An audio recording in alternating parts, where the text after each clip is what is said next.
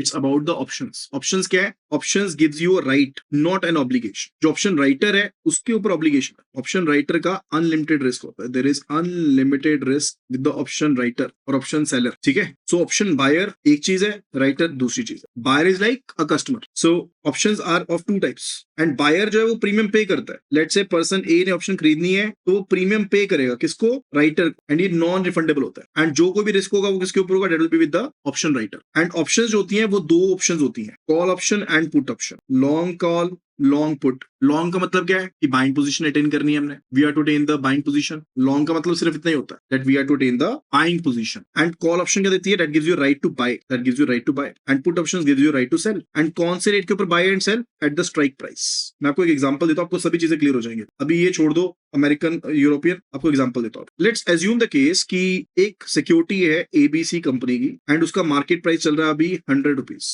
फिलहाल के लिए, जब आप ऑप्शन खरीदने गए हो। Being a buyer X person, अब ये क्या करता है? कॉल ऑप्शन बाय कर लेता है। इसकी कॉल ऑप्शन बाय का राइट देती है, राइट। एंड फर्दर इसका जो स्ट्राइक प्राइस है, यानी कि जिसके ऊपर आप एग्जीक्यूट कर पाओगे ऑप्शन को, that is given to be 110 rupees. 110 रुपए का स्ट्राइक प्राइस है कि आप आफ्टर 1 मंथ इस पर्टिकुलर शेयर को 110 रुपए में खरीद सकते हो। अब आपको लगता है कि प्राइस तो जो है वो काफी ज्यादा बढ़ जाएगा, इसका हो सकता है कि 130-140 रुपए हो जाए एक महीने के बाद। तो आज की डेट में तो मैं 100 रुपए में नहीं खरीद रहा, लेकिन महीने के बाद अगर 110 रुपए प्राइस हो गया, 110 में मैं खरीद लूंगा, ठीक है, ये आप सोचते हो। अब इसके लिए आप पर शेयर 5 रुपए का प्रीमियम भी पे करने को रेडी हो। ₹5 प्रीमियम पर शेयर आप पे करने को रेडी हो। तो आपने ये बेसिकली कॉल ऑप्शन बाय कर ली फॉर 100 शेयर्स। आपने 100 शेयर्स के लिए ये जो कॉल ऑप्शन थी वो बाय कर ली at the strike price of 110। Clear? यानी कि आपने कितना प्रीमियम पे किया? आपने पे किया 5 इंटू 100, यानी कि 500 रुपए का जो प्रीमियम था विच इज नॉन रिफंडेबल, वो आपने पे कर दिया, that you paid. Okay, now situation आती है that after 1 month sport rate जो चल रहा है, ये स्पोर्ट रेट देख रहे हैं हम, यानी कि जो उस दिन का प्राइस होगा। स्पोर्ट रेट जो था पहले केस में हम कंसीडर कर रहे हैं कि प्राइस था 140 रुपीज। कितना? 140। कहने का मतलब है कि मार्केट में ये शेयर 140 रुपए का मिल रहा है। मार्केट में शेयर 140 का मिल रहा है, लेकिन आपके पास अधिकार है कि आप इस शेयर को स्ट्राइक प्राइस यानी कि 110 रुपए के ऊपर परचेज कर सकते हो, राइट। तो डेफिनेटली ये तो मेरे लिए बेनिफिशियल हो गया, ये तो फेवरेबल कंडीशन होगी ना मेरे लिए, तो हम राइटिंग की ये फेवरेबल है। सेकंड सिचुएशन लेते हैं। सेकंड सिचुएशन के हिसाब से जो प्राइस था वो हो गया 90 रुपीज। कितना हो गया? 90 रुपीज हो गया। मार्केट में मिल रहा है 90 रुपीज का, लेकिन मैं कितने में परचेज कर सकता हूँ? 110 रुपए में। तो ये फेवरेबल है? नॉट। तो ये हो गया अनफेवरेबल, ये होगी अनफेवरेबल सिचुएशन। थर्ड सिचुएशन लेते हैं कि प्राइस 100 रुपीज ही है, सॉरी 110 रुपीज है, नॉट 100, 110 रुपीज, यानी कि मार्केट में भी 110 का है और आप खरीद भी 110 का सकते हो। तो दोनों में तो कोई डिफरेंस ही नहीं हुआ। No profit no loss. So it's like no profit no loss, no profit no loss situation. Clear है? दैट्स ये होता है आपका ऑप्शन का खेल। ये भी कॉल ऑप्शन था। कॉल ऑप्शन आपको बाइंग का राइट देता है। कौन सा राइट? Call option gives you a right to bye.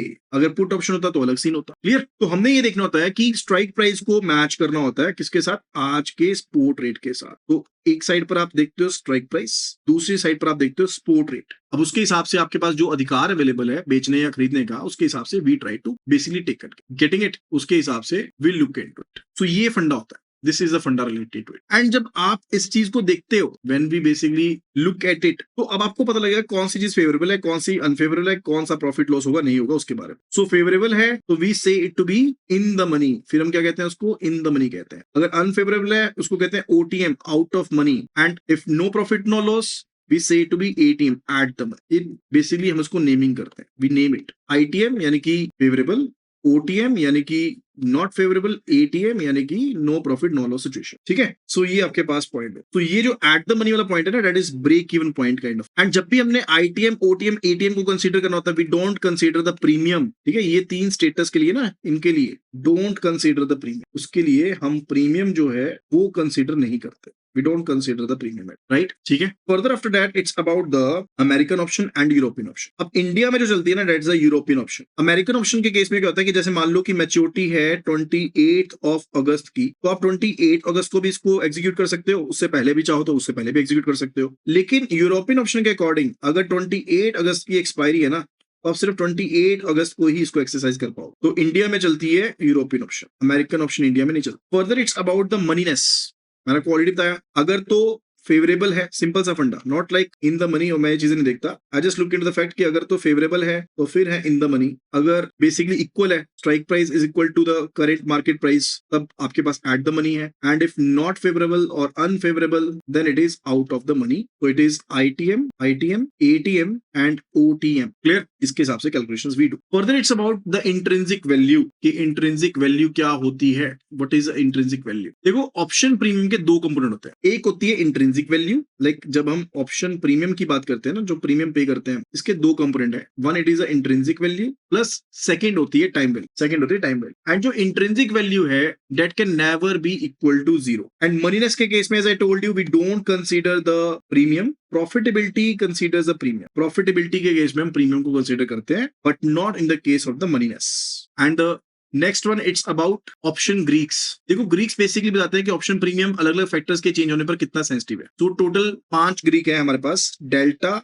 Gamma, Vega, theta, row. Delta क्या बताता है? अंडरलाइंग प्राइस में चेंज होने से ऑप्शन प्राइस अप्रोक्सीमेट कितना चेंज होगा। लेट्स से कॉल डेल्टा 0.60 है, लेट्स से कॉल डेल्टा 0.60 है, तो अंडरलाइंग 1 रुपए बढ़ता है, ठीक है मान लो, तो ऑप्शन प्रीमियम अप्रोक्सीमेटली 0.60 रुपीज बढ़ सकता है, ठीक है, तो वो डेल्टा होता है। तो डेल्टा बताता है कि अंडरलाइंग प्राइस अगर चेंज होता है तो उसकी वजह से जो ऑप्शन प्राइस है वो कितना चेंज हो। तो delta is like related to directional exposure. दूसरा है गामा। गामा बेसिकली क्या चीज करेगा, सिंपल लैंग्वेज में डेल्टा का डेल्टा, कर्वेचर, कि डेल्टा की स्टेबिलिटी इंस्टेबिलिटी कितनी है, डेल्टा ऑफ डेल्टा, ये डेल्टा का भी डेल्टा चेक करता है कि कर्वेचर क्या है, कि डेल्टा कितनी तेजी से चेंज होगा। एंड वेगा आपको वॉलेटिलिटी के बारे में बताता है। वेगा सिंपल सा पॉइंट, ज्यादा नहीं देखना, वॉलेटिलिटी के बारे में बताता है। थीटा जो है that's a time decay. Theta क्या होता है? इट्स द टाइम डिके, यानी कि ऑप्शन बायर के अगेंस्ट क्लॉक चलती है, तो जैसे जैसे एक्सपायरी पास आएगी ऑप्शन के पास फेवरेबल मूवमेंट होने के लिए टाइम कम हो जाता है, इसलिए थीटा यूजुअली नेगेटिव होता है लॉन्ग ऑप्शंस के लिए, उसे हम क्या कहते हैं, we say it to be time decay, ठीक है।